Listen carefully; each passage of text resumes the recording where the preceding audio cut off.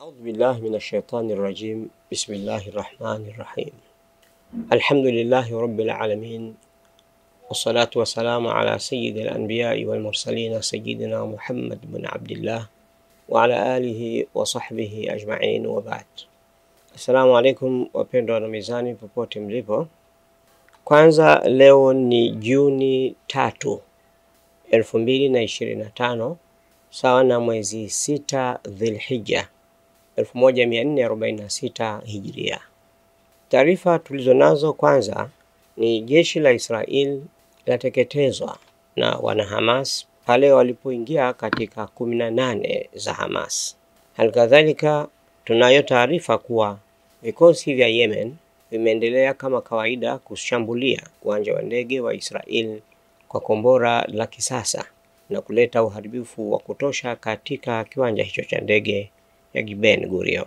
Kadhalika tunayo taarifa ya Hamas kusisitiza vipaumbele vyake katika shuruti zinazoambatana na mpango wa kusitisha mapigano baina ya Hamas na Israel, ambao kwa sasa ni mazungumzo yanaendelea baina ya Hamas na Marekani moja kwa moja bila kuihusisha Israel. Kwanza tuanze na kipigo walichopata wanajeshi wa Israel kutoka Hamas, ambapo imeripotiwa hii leo siku ya Jumanne Juni 3, ambapo wanajeshi wa Israel wameuliwa na vikosi vya wanamukawama wa Izzuddin al-Qassam vya Palestina. Wanajeshi vamizi wa Israel wameingia kwenye mtego uliotegwa na brigedi ya Izzuddin al-Qassam, tawi la kijeshi la Hamas huko Jabalia kaskazini mwa Gaza, na wamepoteza wanajeshi kadhaa wa Israel. Kwa mujibu wa Pars Today iliyonukuu taarifa kutoka vyombo vya habari vya Israel vinavyotangaza kwa lugha za Kiebrania, vimetangaza habari hiyo huku vikitoa taarifa zinazokinzana kuhusu idadi ya wanajeshi wa Israeli walioangamizwa hivi karibuni huko Jabalia kaskazini mwa Gaza. Taarifa iliyotolewa leo siku ya Jumanne Juni 3 inasema kuwa baadhi ya vyombo vya habari vya Kiebrania vimetangaza kwamba wanajeshi wengi wasiopungua 20 waliingia kwenye mtego uliotegwa na wanamapambano wa Hamas huko Jabalia, na wote wameuawa na kujeruhiwa. Ingawa kurugenzi ya ufuatiliaji wa habari za kijeshi za Israel hairuhusu uchapishwa habari za kina kuhusiana na vipigo vinavyopata wanajeshi wa Israel huko Gaza, lakini hata hivyo habari chache zinazopitia mchujo mkali wa kijeshi zinaonyesha kuwa wanajeshi wa Israel wanaendelea kupata vipigo huko Gaza licha ya kudai kuwa wamedhibiti hali ya mambo. Mwandishi wa habari wa Israel Daniel Amiram ameandika kwenye ukurasa wake binafsi wa mtandao mmoja wa kijamii kwamba wapiganaji wa Palestina walifyatua roketi ya Yasin 105 kwenye jengo ambalo wanajeshi wa Israeli walikuwa wamejichimbia na kuua na kujeruhi baadhi yao, na mara baada ya helikopta ya kijeshi ya Israeli kutua ili kuhamisha maiti na majeruhi, wapiganaji wa Palestina pia walifyatua roketi jingine na kuilipua helikopta hiyo. Baadhi ya vituo vya habari vya lugha ya Kiebrania vimetangaza kwamba ingawa jeshi la Israeli linadai wanajeshi 3 tu walioangamizwa, lakini dalili zote zinaonyesha kuwa idadi ya waliouawa ni kubwa kuliko iliyotangazwa. Baada ya kipigo hicho, wanajeshi wa Israeli wameamriwa kukimbia na kuondoka kabisa katika eneo hilo. Taarifa nyingine ni ile iliyotolewa mnamo Juni mosi, ambapo Hamas katika mazungumzo yanayoendelea baina yao na Marekani imepokea mpango kazi ambao ni majadiliano baina ya Marekani na Hamas kuhusu shuruti za kuweza kusimamisha mapigano baina ya Hamas na Israel. Katika mpango huo, Hamas inasisitiza vipaumbele vipi kabla ya kukubali usitishaji vita. Msemaji wa Hamas ameongeza kuwa harakati hiyo, kwa kuwajibika ipasavyo na kwa utaratibu wa makundi mengine ya mukawama, inachunguza kwa kina pendekezo lililowasilishwa na mjumbe wa Marekani katika masuala ya Mashariki ya Kati Steve Witkoff kwa ajili ya kusitishwa mapigano ya Gaza. Jihad Taha amesema kwamba mpango uliopendekezwa na Witkoff hauna dhamana muhimu na kwamba hauzingatii matakwa mengi yaliyowasilishwa na Hamas kwa wapatanishi wala hauna dhamana ya wazi. Msemaji huyo wa Hamas amesisitiza kuwa Makubaliano yoyote lazima yajumuishe usitishaji vita kamili na uondokaji kamili wa vikosi vya Israeli vinavyokalia kwa mabavu ukanda wa Gaza. Taha amedokeza kwamba toleo la mwisho la mpango kazi wa Witkoff halina dhamana yoyote ya mara moja na au hata ya hatua kwa hatua kwa ajili ya usitishaji vita, na kuongeza kuwa tuna shaka kubwa kutokana na mpango wa Witkoff kuwa utata mwingi na kutokuwa na dhamana ya wazi.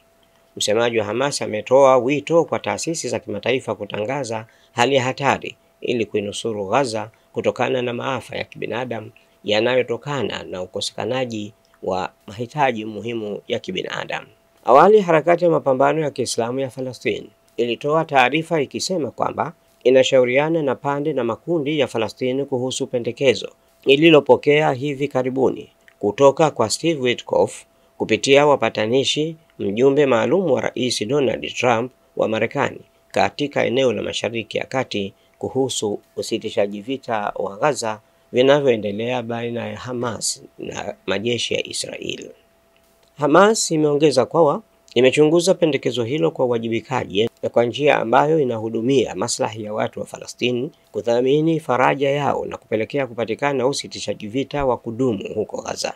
Viongozi wa Hamas wamekuwa wakisisitiza mara kwa mara kwamba mipango inayowasilishwa na nchi za Magharibi na hususan wa Marekani haishughulikii usimamisha vita, bali ni kwa maslahi ya utawala wa Kizayuni dhidi ya Wafalastini.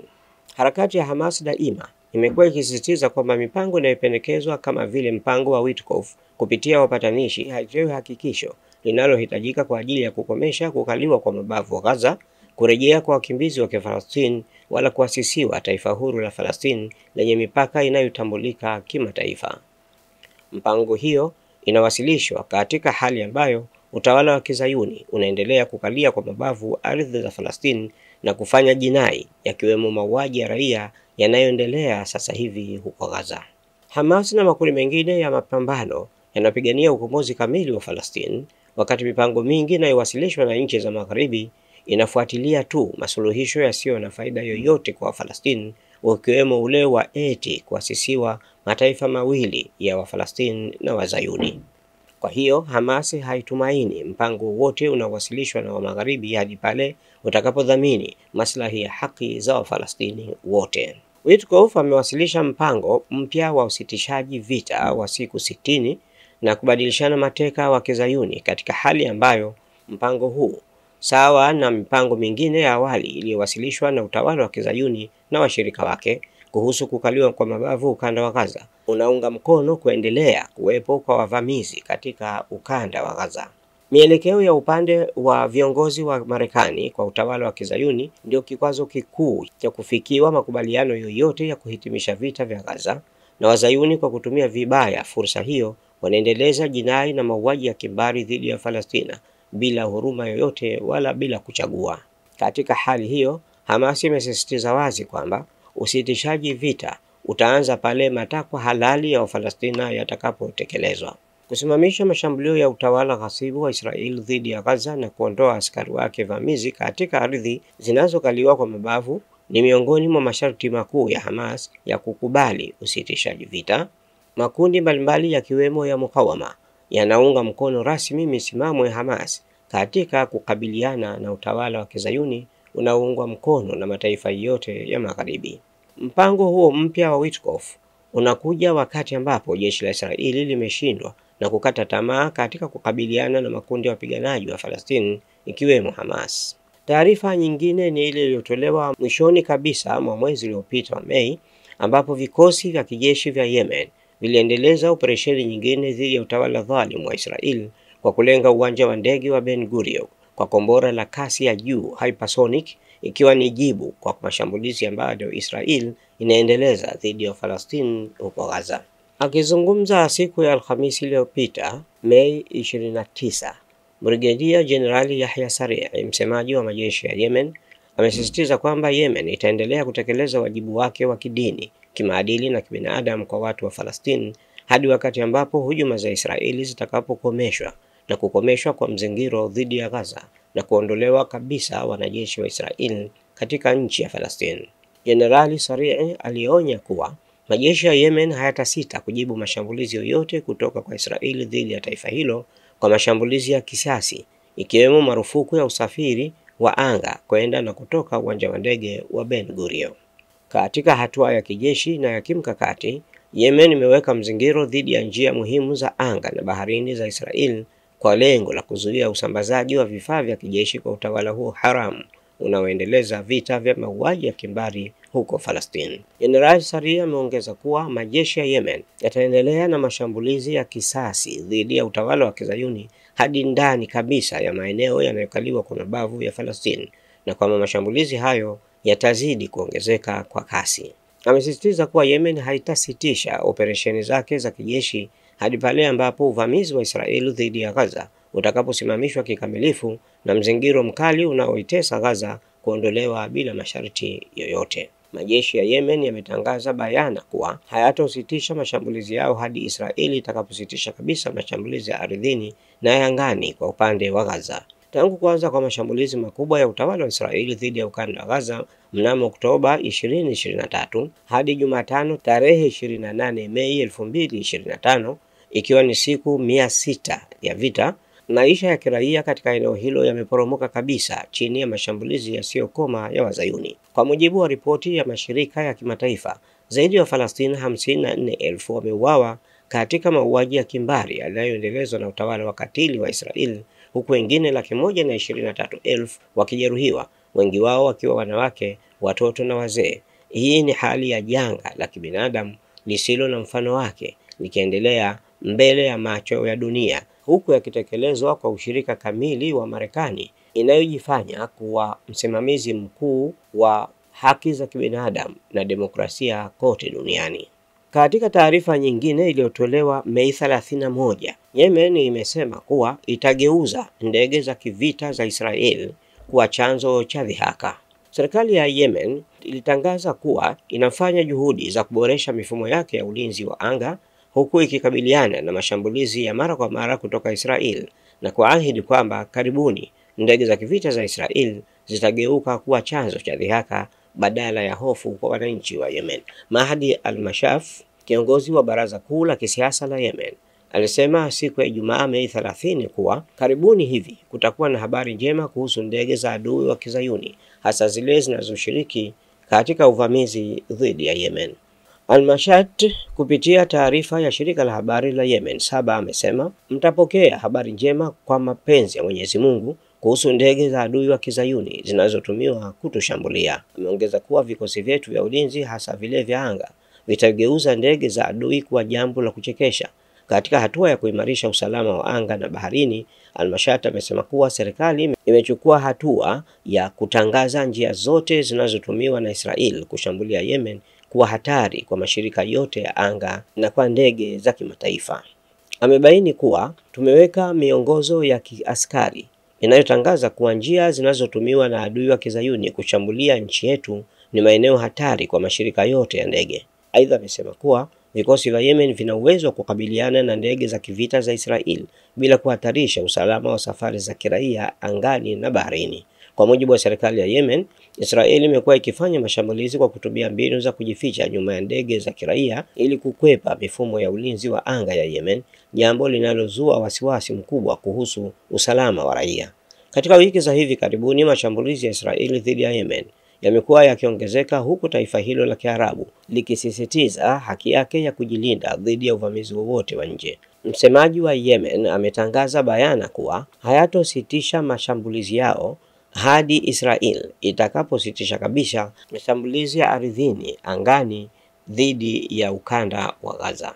Hizi ndizo taarifa muhimu ya yale yanayoendelea katika vita vinavyoendelea, vita vya mauaji ya kimbari dhidi ya Palestina vinavyotekelezwa na wanaojiita Mayahudi lakini ni Wazayuni kutoka nchi mbalimbali waliokusanyika na kuivamia nchi ya Palestina na kisha kuendeleza mauaji yenye nia ya kukifuta kizazi cha Wafalastini kutoka katika nchi yao ya asili. Miongoni mwa mambo muhimu katika taarifa hii ni kwamba Yemen inatengeneza utaratibu wa kuweza kuboresha hali ya mifumo yao ya ulinzi ili kuweza kuzidungua ndege za kisasa wanazotumia za F-35 ambazo wanapewa na Marekani ambazo zimekuwa zikishambuliwa bila kuweza kushikwa katika mifumo ya ulinzi ya Yemen. Kwa hiyo taarifa kutoka jeshi la Yemen inasema katika siku za karibuni serikali ya Yemen itakuwa imekamilisha utaratibu wa kuandaa mitambo ambayo itaweza kuzidhibiti ndege hizo na kuzifanya kuwa kichekesho badala ya kuwa ni kitisho. Na jambo la pili katika taarifa hiyo ilikuwa ni swala la usitishaji vita, ambapo hivi sasa mazungumzo baina ya Hamas na Marekani moja kwa moja bila kuihusisha Israel yamekuwa yakiendelea. Lakini Hamas katika taarifa yao iliyotolewa hii leo inasema Marekani kupitia mjumbe wa rais wa Marekani Witkoff amewapelekea Wafalastini mapendekezo ya usitishaji vita ambayo hayazingatii mambo muhimu ambayo ni mahitaji kwa ajili ya Wafalastini. Miongoni mwa hayo ni kwamba mapendekezo ya Marekani hayazungumzii juu ya kuondoka majeshi ya Israeli katika ardhi ya Falastini, hayazungumzii juu ya kurejea Wafalastini ambao wamekimbia makazi yao kutokana na kubomolewa na vile vile kwa ajili ya usalama wa maisha yao. Hayazungumzii kuondoka kabisa na kuiacha Falastini majeshi ambayo yanaikalia Gaza pasipokuwa na haki na kufunguliwa mipaka ili kuweza kuingiza mahitaji muhimu kama chakula, madawa kwa ajili ya wagonjwa na mambo kadhaa yanayohusu hali ya kibinadamu ambayo inaripotiwa na mashirika mengi yakiwemo yale ya Umoja wa Mataifa yanayosema kuwa hali ya kibinadamu ni mbaya zaidi kuliko inavyoweza kuelezwa. Haya ndio yanayoendelea katika Falastini. Tuzidi kumwomba Mwenyezi Mungu kwa ajili ya amani ya Falastini. Awali tulikuwa tukisikia kwamba Marekani yenyewe na pamoja na Uingereza walikuwa wamekwenda kuishambulia Yemen ili kusitisha mashambulizi ya Yemen dhidi ya Israel. Wamepigana huko, piga ni kupige. Hata baadaye Marekani yenyewe imeamua kuiomba Yemen wazungumze, na wakazungumza wakafikia makubaliano kwamba wasimamishe mapigano hayo. Kwa sasa Marekani na Yemen hakuna mapigano, lakini mapigano ya kuishambulia Yemen yaliyoongozwa na Marekani na Uingereza yameshindwa kuizuia Yemen kuishambulia Israel. Kila baada ya masaa 24 kuna shambulio moja au mawili yanayotoka Yemen kwenda Israel. Kwa hiyo hali ya Israel ni ngumu na hali ya watu kuikimbia Israel imezidi kuongezeka, na zaidi ya hapo walowezi wa Kizayuni wanaoishi Israel wamekuwa wanahangaika kutafuta tiketi za kuikimbia Israel.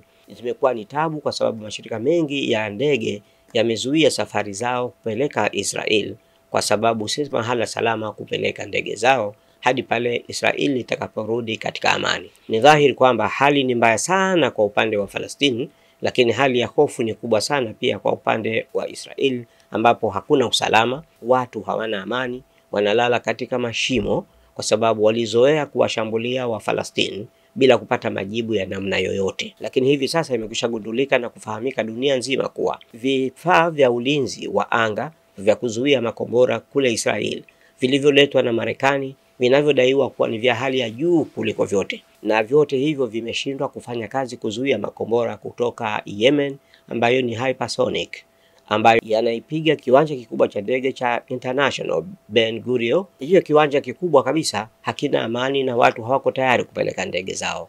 Watu usiku wanalala katika mahandaki kwa ajili ya usalama wao. Hii si hali ya maisha ya kawaida ya binadamu. Tuzidi kuomba dua kwa Mwenyezi Mungu kwa sababu hadi sasa wa Falastini bado wanateseka, lakini wale wanaoisaidia Israel bado wanazidi kuendelea kurudi nyuma. Marekani ambayo ilikuwa inaitishia Iran kwamba itaishambulia vinu vyake vya nyuklia, nayo pia imekuwa katika hali ya mshike ambapo Israel inataka kuipiga Iran katika vinu vya nyuklia, na Marekani sasa ndio anaizuia mashambulio kama hayo yasifanyike. Kwa hiyo hali ni ya utatanishi na bado halijafahamika jambo mojawapo tunaloweza kuambia wasikilizaji wetu na wanamizani kwamba hili ndilo lililoamuliwa. Bado hakuna kilichoamuliwa. Iran inasisitiza kwamba hakuna taifa wala mtu yoyote mwenye mamlaka ya kuwazuia wa Iran kuendelea kurutubisha nishati ya nyuklia kwa matumizi ya kiraia. Marekani inataka Iran ijizuie kurutubisha nishati za nyuklia hadi kiwango cha 0.0, na Iran inasema hakuna mtu yoyote ana uwezo wa kufanya hivyo. na kama Marekani wana uwezo wa kufanya jingine lisilokuwa hilo wafanye. Almuhimu hali ni kama hivyo, la msingi ni kuendelea na utaratibu wetu. Utaratibu wenyewe ni kumwomba Mwenyezi Mungu, hasatan katika masiku haya 10 ya mwezi mtukufu wa Dhulhijja, ambapo mahujaji wako katika nyumba za Mwenyezi Mungu, katika viwanja vitukufu, wengine wako ziara wakimzuru mtume wetu Muhammad sallallahu alaihi wasallam. Wakiwa huko nao vile vile watuombee dua kwa Mwenyezi Mungu kwa amani ya nchi yetu ya Tanzania, lakini vile vile kwa ajili ya amani ya Palestina. Mwenyezi Mungu awaokoe wa Palestina, awape nguvu wa Palestina, awape maadui wa Palestina na maadui wa Uislamu lile litakalo washughulisha, ili wa Palestina nao waweze kuishi kwa amani na kwa uhuru na kujamlia mambo yao wenyewe katika nchi yao. Wassalamu alaikum wa rahmatullahi wa barakatuh. Usisahau kulike, kushare, kucomment na kusubscribe Mizani Online TV ili uendelee kupata mfululizo wa vipindi vijavyo.